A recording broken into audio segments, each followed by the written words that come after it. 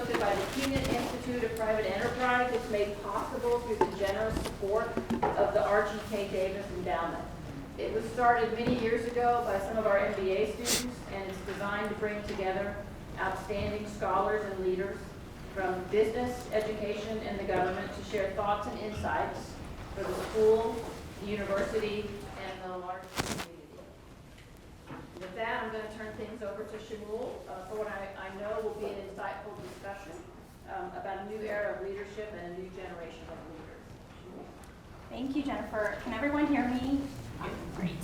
And thank you both for being here. I'm really excited to be able to sit down with the both of you. My personal story is that, and I didn't share this at lunch, is that my undergraduate degree is in biomedical engineering. Oh, really? Wow. And so as a result of that, Medtronic, and so I followed your career very, very closely just because Medtronic was always a place that it was a dream for me to work at. So I'm really excited to be able to sit down with you for many, many reasons. And just by way of introduction, I'm going to read this one, even though most of our conversation won't go this way. There's our leadership expert here today, Bill George. He's an executive fellow at Harvard Business School. And we also have Zach Clayton, UNC graduate, Moorhead Kane scholar, and founder and CEO of Raleigh's Three Shifts. Together, you've all picked up the book that's outside. If you haven't, please go ahead and do it. They've co-written a book on cultivating authentic leadership in a post-pandemic world. And this book is called True North, Leading Authentically in Today's Workplace. And it's the Emerging Leader Edition, which is really what we're going to be talking about today.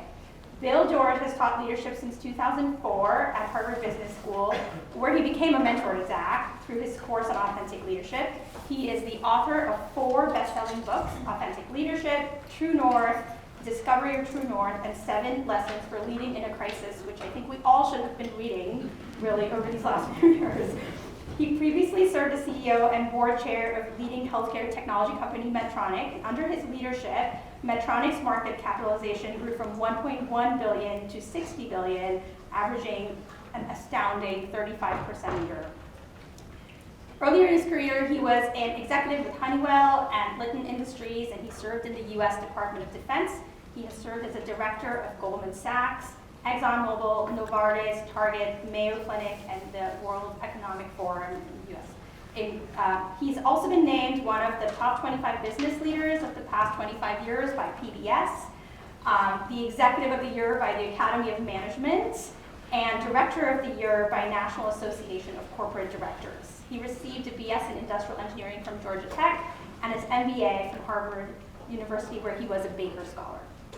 Zach Clayton is founder and CEO of Three Shifts, which owns a collection of digital marketplace businesses enabling brands to grow efficiently while maintaining a strong connection with consumers. We have one of our graduates, Kenan-Flagler grads Craig, who works at Three Shifts here, and someone who is about to start at Three Shifts as she graduates later, and also in the audience today. Sorry for calling you out, Haley. The company's businesses have more than 300 employees. He received a Bachelor of Arts degree from UNC Chapel Hill, where he was a Moorhead Scholar and a Phi Beta Kappa honoree. He earned an MBA with high distinction from HBS. He serves on the boards of Dick Spark with honor and Business for Educational Success and Transformation in North Carolina, and has worked with Bill on a number of editorial projects since business school, and I feel like there's a question in that. Welcome again to the both of you, and thank you so much for being here with us today. And I'll start by sort of trying to go back and forth between the two of you as we sit in this real fireside chat space. And I'll start with maybe what would be a kind of an easy giveaway question for you, Bill. You've spent 20 years thinking about leadership, teaching leadership, writing books about leadership. And you've said that the reason you wanted to write this particular book is that you've seen a really big change in what people want from leaders, as well as the new generation of leaders. Can you talk a little bit about this change and also what it means maybe for our students here today, but what it means for all of us who are working with these students? Well, we're going through a massive change in leadership as we shift from the baby boomer generation, which has been in charge for the last 30 years, to emerging leaders, which we're defining as Gen X, Millennials, and Gen Z. This is much more than a generational change. It's really a complete change in leadership style. We're moving from command and control leadership, which actually was prevalent all the way back to World War II, which dominated. I mean, Jack Welch was the epitome of the leader in the 20th century, named manager of the century, but very much command and control. And I think today, those of you who identify yourself as millennials or emerging leaders aren't going to work for somebody like that. They want to be empowered to step up and lead, and they want to work for somebody who's real. So people used to say to me 20 years ago, I wrote the book Authentic Leadership, what's it mean to be authentic? I mean, it's pretty obvious to me, just be who you are. But I think a lot of people felt like they had to be somebody else. They had to emulate a powerful leader. And so for anyone who wasn't an older white male, it was pretty hard to do at GE. You know, they had a lot of people. But it wasn't just GE. I mean, that was the mode. So I'm very positive about the new generation of leaders, and the faster we can have this generational change, the better. I think it's time for a lot of the baby boomers to step aside, although we feature a number of them in the book that are really, I consider, role models for your generation of leaders. But I do think it's time to move on. One of the reasons is because a lot of people were trained in fairly stable times, like the 80s and 90s. And today we're going from one crisis to the next. I mean, this millennium started with, or this century started with, the attack on the Twin Towers and the collapse of the dot-coms and the Enron scandals, and followed by the banking shutdown in 2008, or the great, but now we have multiple intersecting crises. There's never been anything in my lifetime that would match COVID, where it affected every single person. And for 2.5 years, so it wasn't just an event. It lasted 2.5, and it affected us all personally. And I think we're now seeing, Russia's attack on Ukraine, and what's the fallout from that? Even if you think, well, I'm not involved in that. Well, you are, because you go to the pump and get gasoline, or go to the grocery store and get food. These prices are getting higher and going to get higher. It's going to get worse. And so we have a potential recession. We haven't seen anything like 9% inflation for 40 years. Since the early 80s, and supply chain shortages and the so-called Great Resignation. We've got 11 million jobs open and only 5 million unemployed people. So, there's huge staffing shortages. So we need a different kind of leader that knows how to lead in crisis. That's my only point. And a lot of people do not. Thank you. I have some follow-up questions on the crisis, but I want to go a little bit deeper into understanding when you talk about a new generation, what you're talking about. Sometimes when we talk about generations, we draw these arbitrary lines, right? Gen X, and then we talk about the millennials, and now we have a lot of our undergraduate students who are Gen Z. Gen Z. And as we think about working in higher ed, very soon we're going to be welcoming a new generation. I believe they call them Generation Alpha in the next 5 years. Do you actually see them sort of similarly, or do you see each of them as sort of having different strengths? And maybe a follow-up question to that would even be, should we be even thinking about things in terms of generations, or is that sort of just a social construct?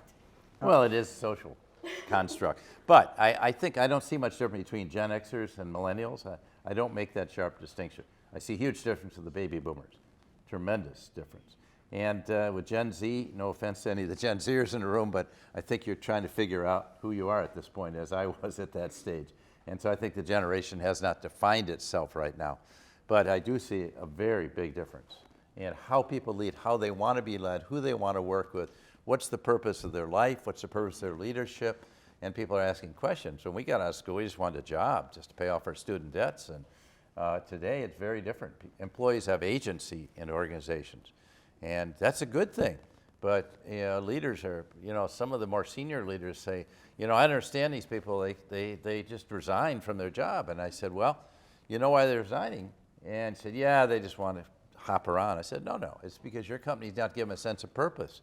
A lot of people don't want to work for $3.91 a share to make money for you. They want to have some greater purpose. If you don't have an ESG plan, if you don't have a climate change plan, if you don't have a diversity, equity, and inclusion plan, and you're actually making it work, they don't want to work there. And so if you don't have that clarity of purpose as a company, people are saying, well, why would I devote my whole life to this? And I think that's a good thing. I'm encouraging it. I think we should ask these questions. Why would you? I saw people in my father's generation, they spent their whole career doing something they hated, and their only joy was coming home playing golf on the weekends and never saw their families. I mean, it was a very different world. And of course, the women, terrible how we held back women. But I'm just saying, in those days, my mother had a great job for 12 years, but as soon as I was born, she quit. you know? So I think I think these changes are long overdue. So I'm very much an advocate for that. I'll just say, I don't think we got too hung up on, okay, the science of generations, this to this. A different way to cast it is 20th century leadership versus 21st century leadership. And Bill touched on this, but post-World War II, you had a lot of people who had experience in military, which is very hierarchical. You had a lot of emphasis on quality management and Six Sigma and these different disciplines. You had kind of the growing financialization of the economy in the 80s. These are the mega trends that shape leadership for 20th century leadership. You had this command and control model. But really the 21st century, I think, is shaped by not only these crises, but also social media and the internet, and the accessibility of communication, the speed of communication, and the openness and the greater expectations. That, of course, was punctuated by COVID and Zoom. And so to the extent you wanted to sort of be one person at work and one person at home, you lost your last chance when COVID happened. And very good. Good line. I mean, I had all these meetings and my children are running behind the screen, which is fine when they're clothed. But so I think these are some of the forces that are acting on creating this 21st century leader. And I think the 21st century leaders that really connect, Bill talked about Jack Welch as sort of the epitome of the 20th century, are many of them we profile in the book. But Jim Whitehurst at Red Hat, who he talked about, hey, I would just be wearing a t-shirt and do a 2-minute video on my Apple phone and post it on LinkedIn or send it out and say, hey, it was a tough week. We laid some people off, and I just want to tell you how I'm processing some of that. And that's just a totally different type of communication and transparency, more vulnerable, more authentic, and I think that kind of captures really what we're talking about more than getting caught up on, hey, are the millennials different than Gen Z?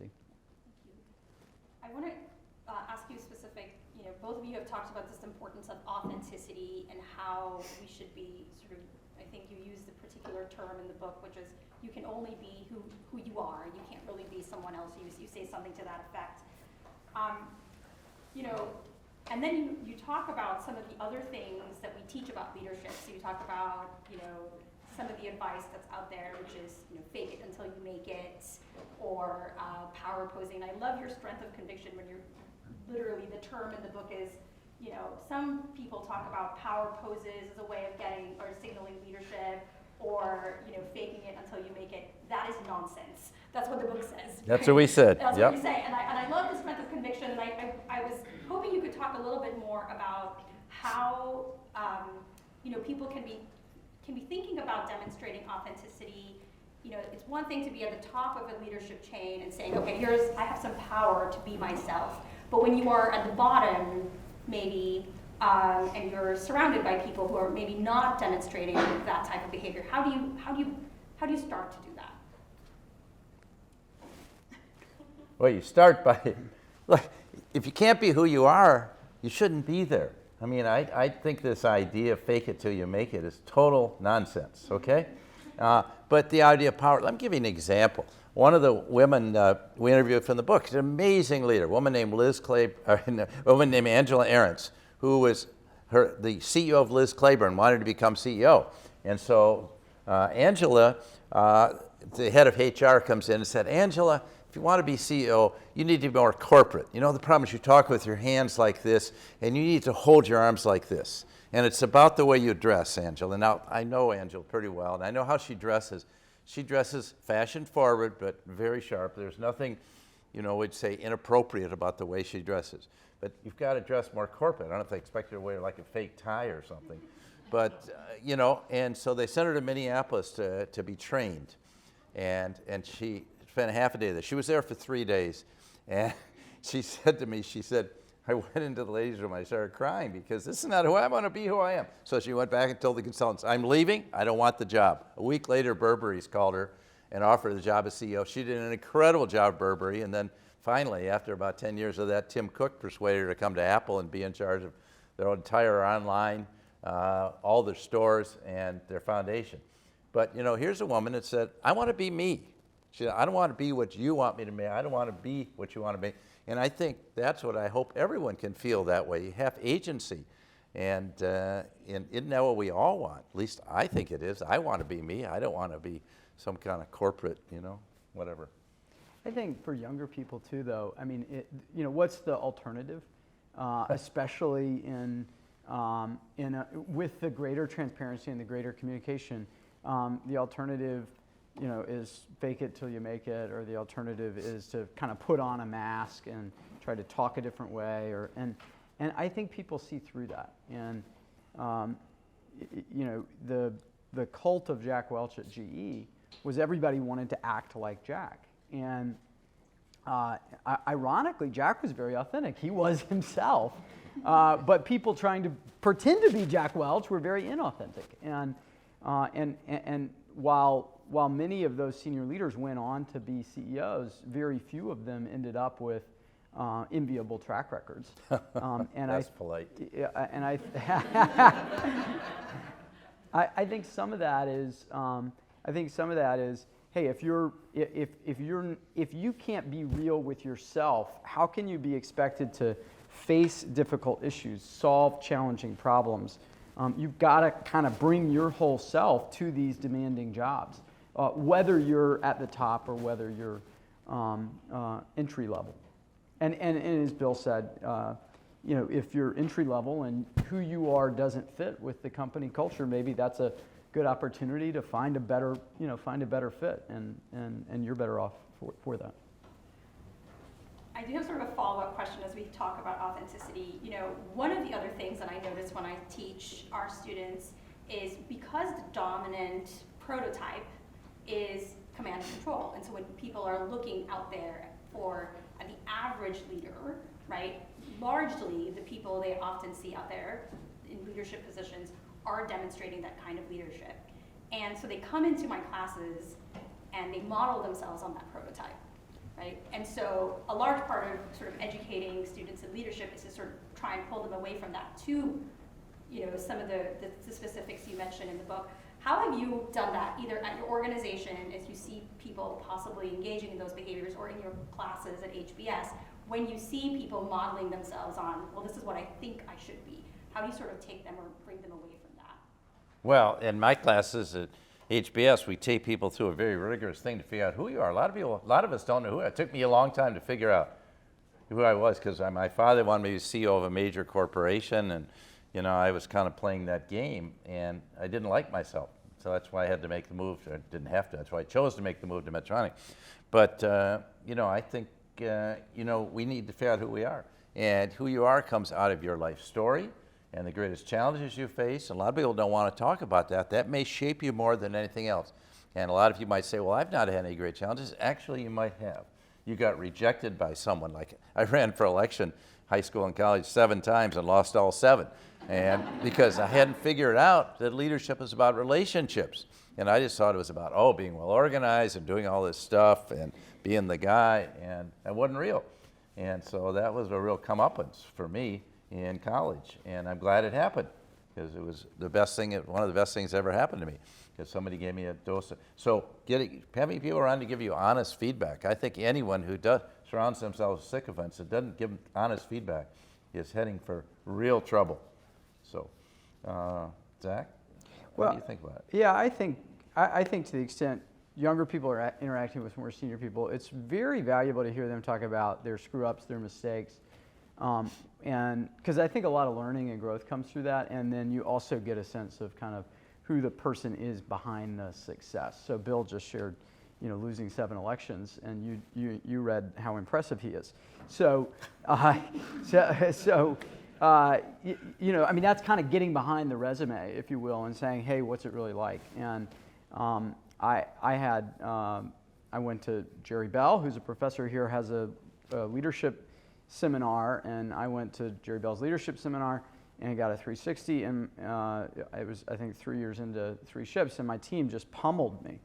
So I opened it up, and I thought, you know, I'll get a 80 out of 100, a 90 out of 100. I'm a newer leader, and you know, I mean, should get at least a 75, and I think like a 16 out of 100. And I thought, hey, should I just quit? You know, is this just not for me? And so those moments, you know, every leader has had those moments. Now, maybe it's an acquisition that didn't work. Maybe it's an election you lost. Maybe it's getting a splash of cold water in the face and seeing how people are really experiencing you.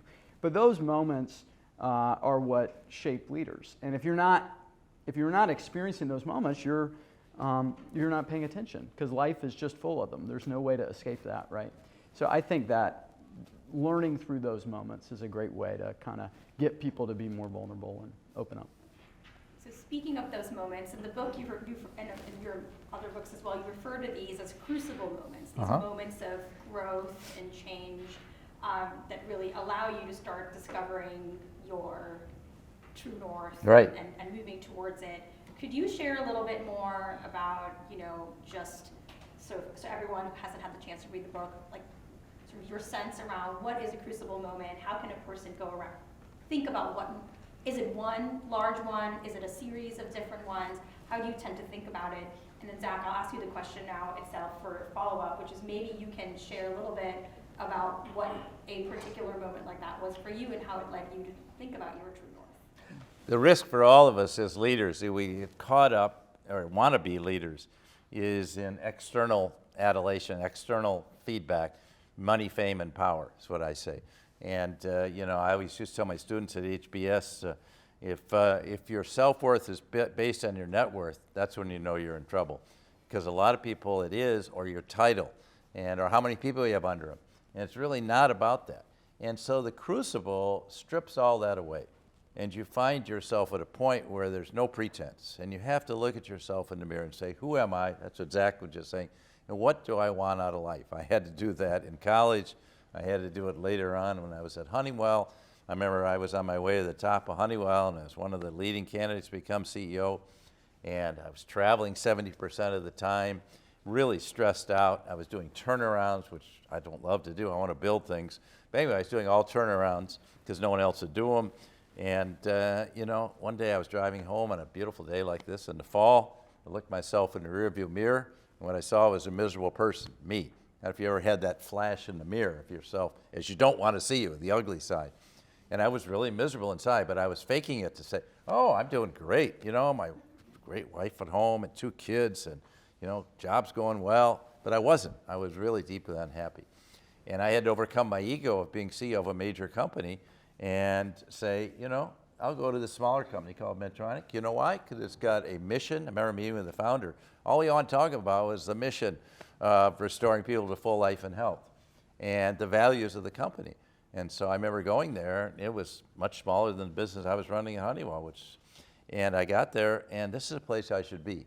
And so I think a Crucible strips it away. And some of you may say, I didn't have a Crucible, but I know people that, again, rejection. I felt rejected. It wasn't about the title of the election so much, it was the sense of rejection, because I hadn't figured it out.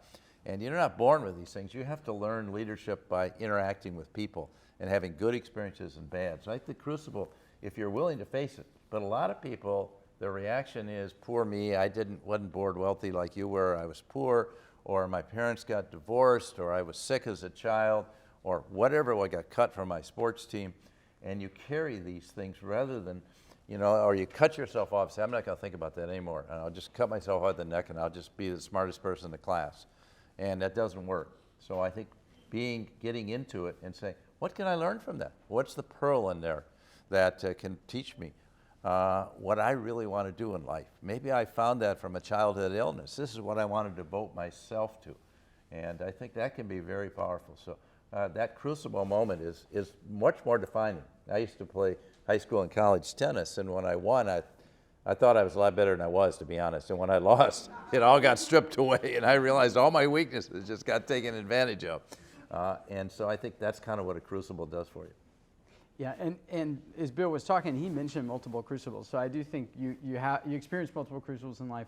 Crucible is when it could be the pain of something outside your control. It could be a success that, you know, you kind of go, well, this wasn't all I thought it was going to be, and it kind of cracks you open, and and strips you of these kind of extrinsic things, measures of success or whatever that you thought were important but that you realize are not meaningful. And we talk in the book a lot about dramatic crucibles. And there's some, I mean, people who've just experienced tremendous pain and hardship, and I hope that reassures people who've had these dramatic events in their life that they can grow from that. But in my own crucibles have been less dramatic, I mean, more mundane. And one of them was, you know, we sold a business, and I was excited and, you know, ready to go as I tried to integrate our business into the acquirer, and just very quickly realized that the CEO of the company that acquired us did not have the same values and purpose. And, you know, I came in excited and left, you know, left our initial interactions deeply deflated and with concerns about, was this going to be the right place for me, and how was I going to navigate this? And ultimately, within, you know, 6 or 9 months, kind of exited out of that situation. But, you know, that's not a dramatic, you know, that's not a car crash where my life flashed before my eyes. But it did force me to say, you know, hey, am I willing to walk away from, in that case, I was walking away from guaranteed millions of dollars if I had just stayed. All I had to do was stay. You say, hey, is it worth it to spend, you know, more years of my, you know, 4 more years of my life, or when I just had to stay until they sold the business in a part-time role. But it just, you know, you say, hey, no, it's not. That's not how I want to live my life. And but it took some pain for me to get to that point. Yeah. And say, hey, I'm not going to let this be my yardstick. If this is my yardstick, it's clear what I need to do, but I can't let this be my yardstick. Yeah, that's a great story, because you were also, I remember you were commuting up to New Jersey. And I honestly just didn't see you as a New Jersey guy. You know, you're deeply rooted here in North Carolina. No, sure, you've had roots here for a long time. You love it here. And that's why I say, sometimes you have to go back to your roots and say, what's important to me? And what's important to what I was raised in. You're raised in a very... Can I just read you one, though, that'll give you a great crucial moment? Good colleague of mine, who's we teach together at HBS, who was Hubert Joly. He was CEO of Best Buy. He did the amazing turnaround of Best Buy. He'd been CEO of Carlson Wagon Lee Travel and Carlson Companies for that. And he said he was at McKinsey for 12 years. He became the youngest partner they'd had. He was known as the smartest guy in the room. And so then he reached the top of his first couple of companies. And he said, when I reached the top of my first mountain, the mountaintop felt desolate. The idea of success I had been chasing turned out to be hollow, and I felt disillusioned and empty.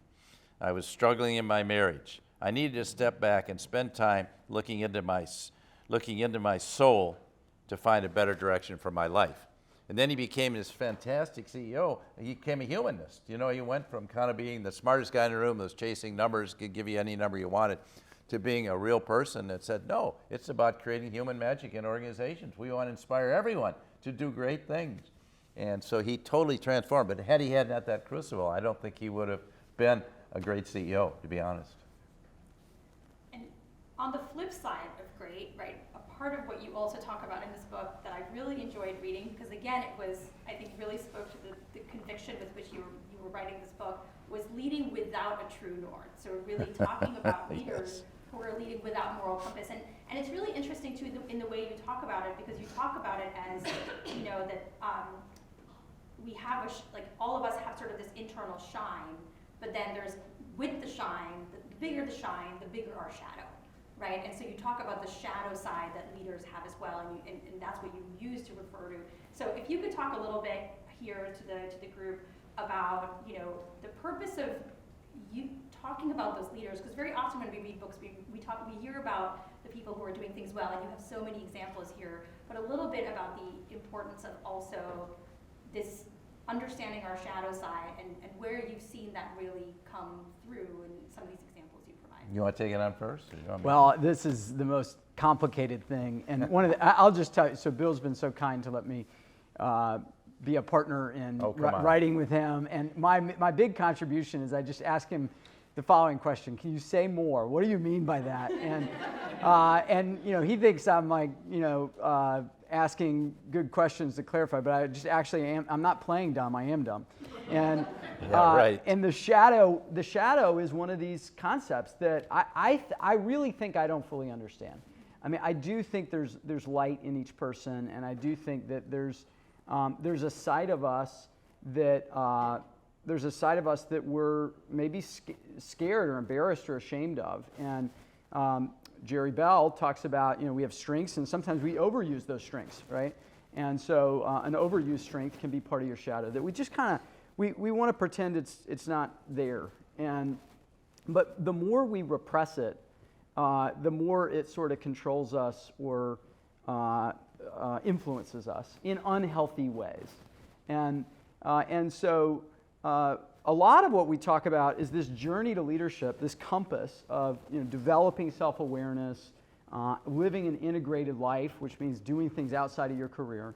And these are ways to kind of become more aware in the moment and maybe be more attuned to sensing what are our strengths and what is our shadow. And I think this is the work of a life. This is not, if you're 22 and you hadn't thought about what your shadow is, you're right on track. But as we mature and we're in intense situations and we go, man, I'm not sure I handled that the way I would have wanted to. Why was that? Why did I approach that? As we observe things that annoy us, a lot of times when we get irritated or annoyed, that may be a glimpse of our own shadow kind of speaking to us that we don't like. But we cultivate this sense of, hopefully, who we are, and we eventually come to embrace the shadow as a part of us. And I think that the story of Hubert is probably a great example of that. My favorite part of the Hubert story is his chief people officer was having a conversation about the organization with him and gave him a copy of the org chart because they were thinking about some moves, and he looks at it and his face is in every box. And the chief people officer was saying, hey man, that's how you're approaching the organization. And you think you're better at everyone's job than they are. And so obviously he did some deep inner work, some reflection, and was able to understand that part of him and let go of that part that was controlling him. Maybe it was a deep desire for success. Maybe it was a deep desire for external validation. But he was able to get over that. In Losing Your Way, we talk about leaders that did not cultivate that ended up getting controlled by some part of their personality. Rajat Gupta, who was the senior managing partner at McKinsey, had this scarcity from being an orphan, probably, and that was such a strength. I mean, his ambition led him to be the top guy at one of the most important management consulting firms in the world, the most important if you ask them, and yet he ultimately crosses ethical and legal boundaries, insider trading, because of that desire, the overused ambition, which really became just greed. And so in my case, I wanted to do everything perfectly, and I had some clear weaknesses which I could see, but I was denying others could see it. And for instance, I'm a very impatient person, and sometimes I lack tact. I'm too direct, and sometimes I challenge people too much, and it shuts them down. But I used to blame these things on my father because he had the similar characteristics. And it took me many, many years to get to the point and say, no, Bill, these are your issues, not your father's. Stop blaming your poor deceased father about these things. This is your issue. And really accepting my own weaknesses to be a whole person, even having the courage to share them with you. And that's earlier in your career, that's much harder to do. But I think it's really important that you can deal with that. And it is, as you know, a deep psychological term. But I think there is that very, very much operative, and because other people can see. That's why I think the most valuable feedback any of you can get, Zach mentioned getting it, is 360 feedback. And I made some mistakes early on at Medtronic in promoting people who look great on paper, but they lacked the values that our company represented. I had to let them go. And, but then I said, I'm not going to promote anyone again until I get 360 feedback or I know how their peers and subordinates feel about them. Because if they can't work with people, if they're just looking good to me, and a lot of people try to just look good up and to heck with the people below. And so I think that's a really important way to think about it. Maybe I could ask you to talk a little bit now about sort of moving away from the negative side of leadership to this perspective you have on leader as a coach. So at lunch we talked a little bit about the Enneagram, and so maybe if you want to share that, I could. But the Enneagram, and also your perspective as to why coaches are the best kinds of leaders. Let me give you one sentence. I'm going to ask him to describe it, but say that we need to move away from the leader who's directing you to what to do, like the way you used to think about the military.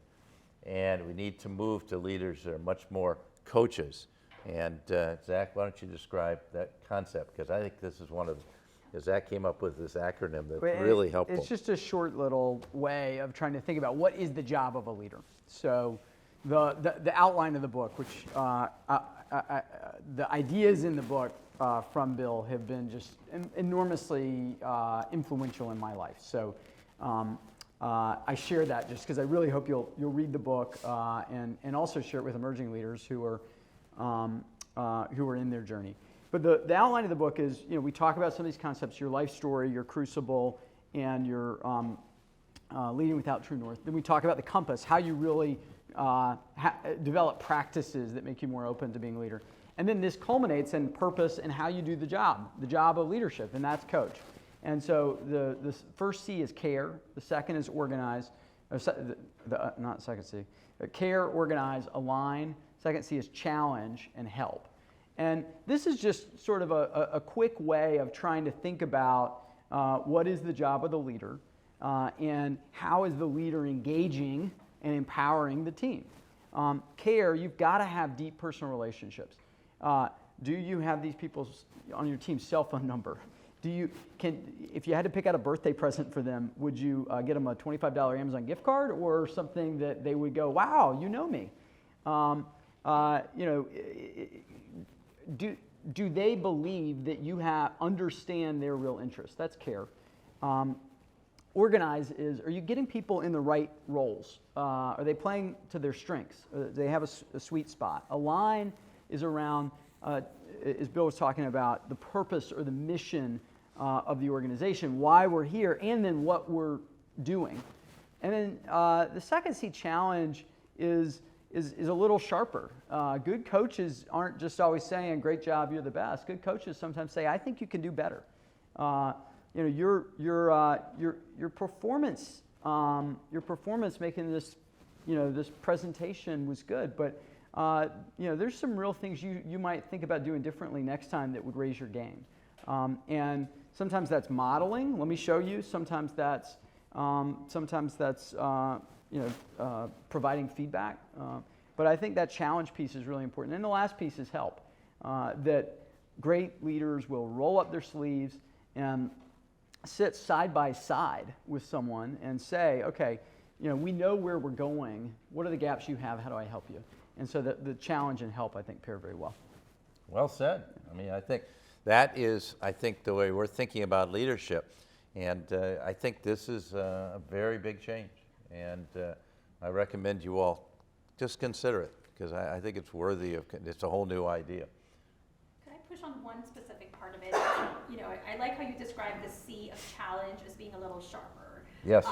And if you think about some of the other words, care and help, and then you think about the word challenge, it's really hard to imagine one person being able to do both those things, right? So there's people who are more likely to be comfortable in the care and help space, and then there's others who are much more comfortable in like the challenge space, kind challenge, but still challenge.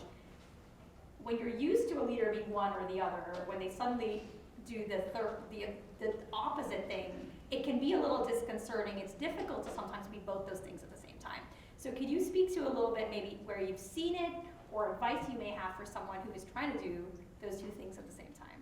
Well, let me just say, I think, if I was going to say to you, I really care about you and your family and how are you doing, and you feel like you're in the right place here.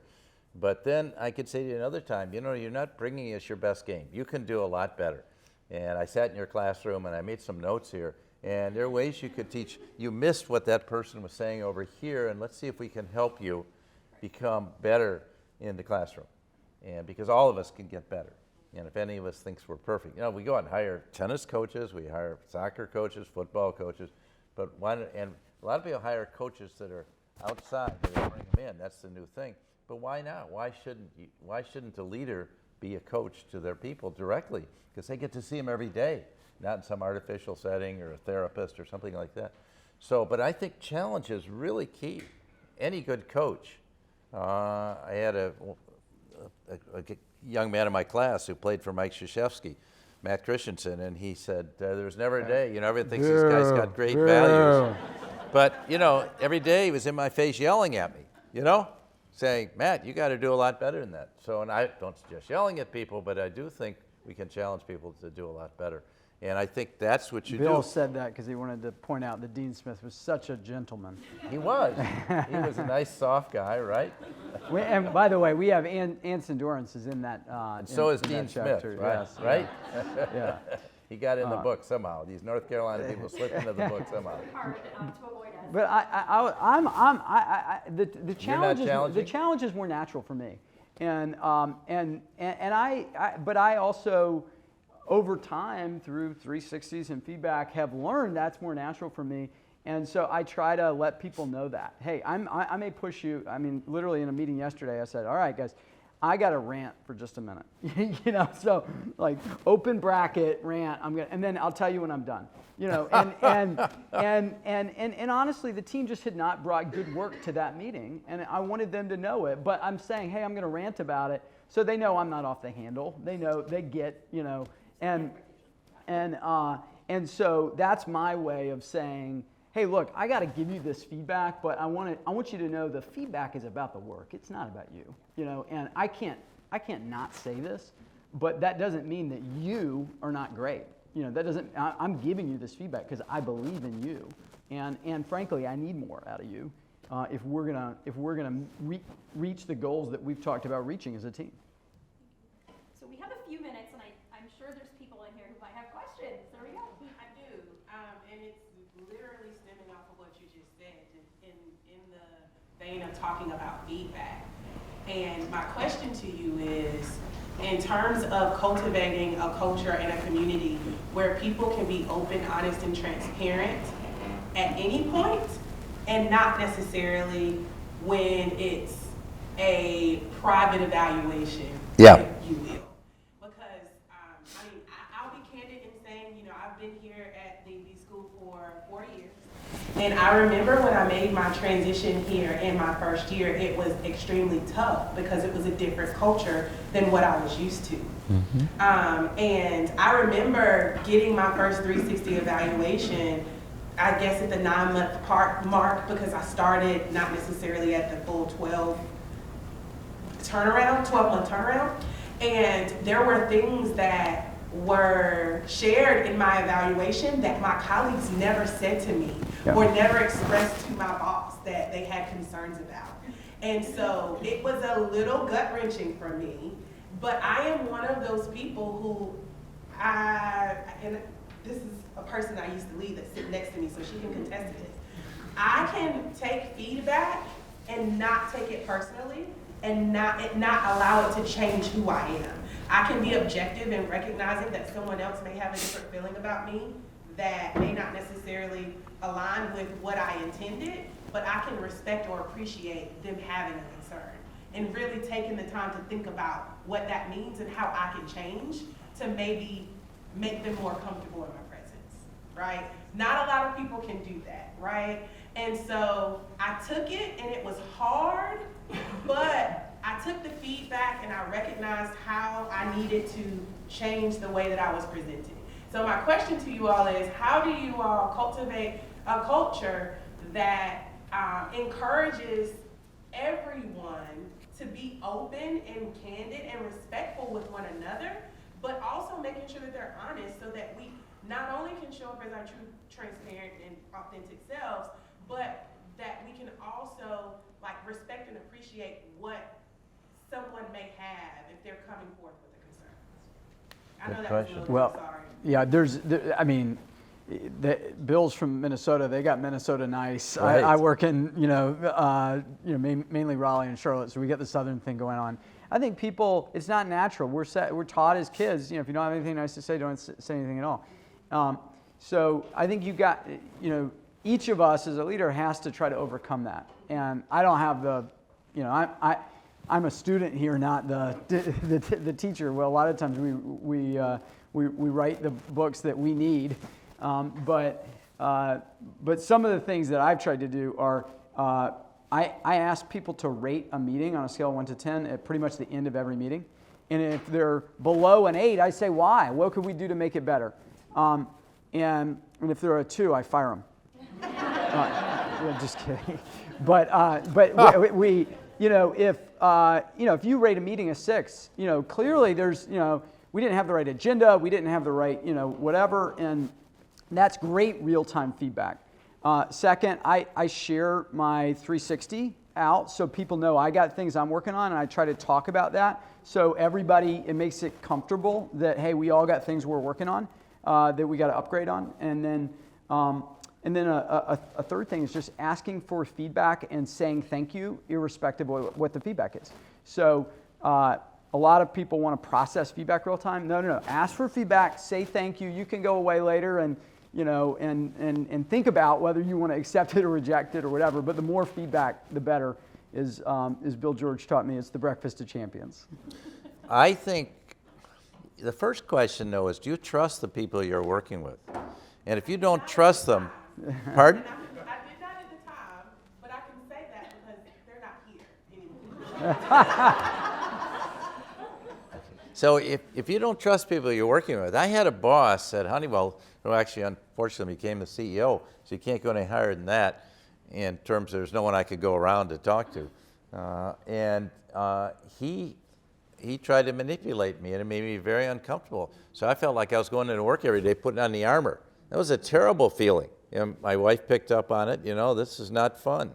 But I felt I can get through this. I'm tough. I'm strong. I'll take it. But I felt like he's 13 years older than I am. He kept feeling like I was competing with him. I'm not competing with you, but and so he tried to manipulate me. So one time I admitted a significant mistake I made. He takes it to the board of directors and he was against me and said, Bill George is totally inconsistent. He never tells the same thing. This wasn't true, but he used it against me. And so I'm not going to trust him, man. I'm going to button up, So you want to be around people that you can trust. And unfortunately, a lot of corporate cultures have a lot of toxic people in them, okay? And we all know that. And people don't leave. I get a lot of calls from mentees that I'm ready to leave because of my boss.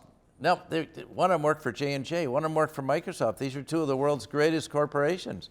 But, they were working for people who are really bad bosses. So people tend to lead bad bosses more than they do bad culture. And, of course, one of the things we're trying to do in this book is get people to get rid of those people, honestly. Why do you put up with it? We just had a new CEO program at Harvard Business School, a very large company CEO said, why are you tolerating this?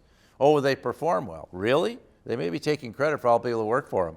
They may not be performing. Maybe a short-term game, they made their numbers by cutting R&D, or the cutting of people development or these kind of things. So I think it really has to do with having a group of people that you can really trust around you.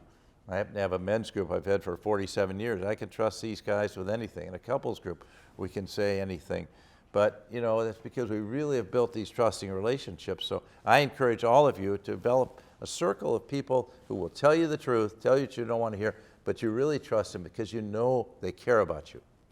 Because as we say, if you don't think somebody cares about you, you're not going to give them your heart and soul. You might do the work. You might just get the job done, but you're not going to give them everything you've got. So I just encourage you to try to find an environment where you have people that you care about and care about you, and if something goes wrong, they'll be there for you. My child is sick. I just had a woman call and say, I couldn't come to your CEO program, Bill. My daughter had a very significant problem, mental problem, and I had to go be with her for 2 weeks. Yeah, and I said, that's what a good mom does, Forget about some program, just go do it. And so, and I wrote her a nice, I won't say it, but I wrote her a note and said, how much I cared about her, and I'm so sorry she had to go through this, and I was praying for her daughter. And so I just think we want to create different kind of environment. I'd like to get rid of all the toxic leaders, I'll be honest.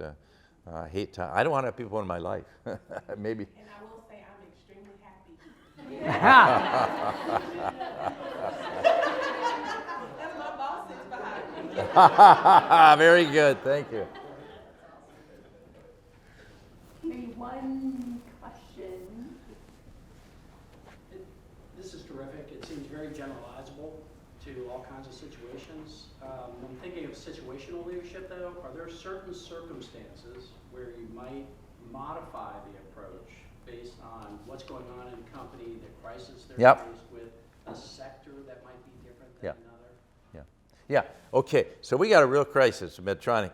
We got a defective product out there. And I may have to dig into that in real depth and bring in some people and say, we got to get this fixed. And we're in real time. We don't know what the cause is, the root cause of the problem. I'm going to have to get much more engaged than I normally would because, it's not that I don't trust you, but I'm so concerned about this problem. This could really be serious. So we're going to bring in people. So I might be much more hands-on in management in that circumstance.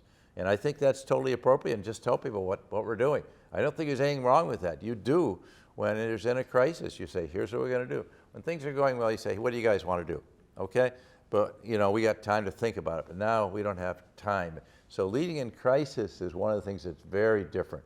And people have to make decisive decisions. A woman named Corey Berrien, who was the new CEO of Best Buy, she had to make some very big decisions because her predecessor said layoffs are the last resort. She closed 1,026 stores in March, and she announced she was going to have a massive furlough, layoff. I can't see the big difference between the words. And but she timed it, so she waited till April 18th when they could get the federal support, whatever it was, not the company, but the individuals could. But on the other hand, she had to furlough 52,800 people. And later, someone brought back, some of them never did come back. That was a painful decision. She had to make that in real time. And she had to get her team around her and say, we're going to settle this right now. And if we get agreement, fine. If not, I'm going to have to make the call. So I do think a crisis brings out different things. You don't stand around, let's have a long-range plan, how we're going to handle 9/11, and get the people out of the Twin Towers. I think also the more grounded you are in who you are, the more comfortable it is to assess the reality of a situation and then say, hey, what is really going on here, and how do I need to adapt? Yeah. How does the team need to adapt? So can I just add one thing? One of the things I've had trouble doing is being a good listener, because I am so passionate about things. I want you to believe what I'm saying and becoming a good listener. And I think today it's really critical. And we have got this whole hierarchy of structures and organizations, which keeps you from knowing what's going on. I think we need to listen to our frontline people. So I wrote 2 cases on the Boeing 737 MAX decision. I think you're familiar with the 2 crashes. Boeing executives didn't even talk to the engineers. Okay, the engineers tell you what's wrong. That plane's not safe. We're not putting that system on there. I wouldn't fly on that plane. Pilot can't fly it. But no, they didn't talk to them. So they stayed way up here, isolated from people, and they put out fairly now statement, come back to bite them, that this plane is as safe as any that's ever flown in the history of aviation. Well, this is total nonsense. So then it's going to come back to bite you. So why not listen to frontline people? At Medtronic, I can tell you, the people who knew about quality is not the quality department. That was after the fact statistical. I'm going to talk to people on the front line, say, how's the quality today? Oh, Mr. George, we can't make a quality product here because the equipment's not working. We don't have the right kind of equipment. We need your help. Okay, thank you. So I think we're at time, but I do have one last question. I follow you on Twitter, and I'm out there. Yes. And I saw you that recently met the Dalai Lama. Mm-hmm. So we'd love to hear sort of a little bit about that experience or your takeaways from meeting him. Well, we just got back from India. It was a 35-hour en route from the time we left our guest house in what's called McLeod Ganj, where he lives, through Dharamsala to Delhi, to New York, to Minneapolis. So it's a long trip. But it was amazing. I think he's an amazing leader, and it's a long way to go. But so inspiring. We had met before, but not in his residence, where we met with a group of monks and scholars. It was an incredible learning experience. But here's a man, now 87 years old. He's quite frail, but incredibly wise in the wisdom and the compassion he has. And his message to us was, be kind and compassionate to people, express loving kindness to all people, and we got to make this world a better place. In other words, you can guess he's not happy about what's going on in Ukraine and about a lot of things like that, but he's really trying to deliver a message. And this time he was a little different. Before, when we met with him in the US, he was more quizzing the scientists. Now he really is reaching the end of his life, and he's saying, here's my message. For me, I'm a Christian. It was like Jesus at the Last Supper saying, here's the message. Love one another as I've loved you. I'm not trying to sell you on Christianity, but I think the message is a good one for all of us, whether you're Jewish or Muslim or atheist or whatever, and carry that message to all people. And that's really what he was saying. And we're going to make a better world. And why not? Is there something wrong with that? But I think, if we can develop that compassion. One of the reasons we don't have compassion is we don't have compassion for ourselves. And I hate that little boy that was like that, or was so impatient, I'm mad at myself. No, you have to see yourself as a kid that got run over in 9th grade football because he weighed 110 pounds, finally got into the starting line of his senior year, wasn't a great athlete. Or got rejected by, Penny says, don't tell people this, but got rejected by the girls, But, I think you have to see yourself and have some compassion for yourself. Then you can have compassion for others. Because if you just say, I'm going out to change the world, I'm going to help all those poor people, we're going to go into this environment and help everyone, and you have no compassion, you'll burn out, I guarantee you. So you have to have a little compassion for yourself and what you're up against. Thank you so much. Really appreciate you. Thank you. Great job. Thank you.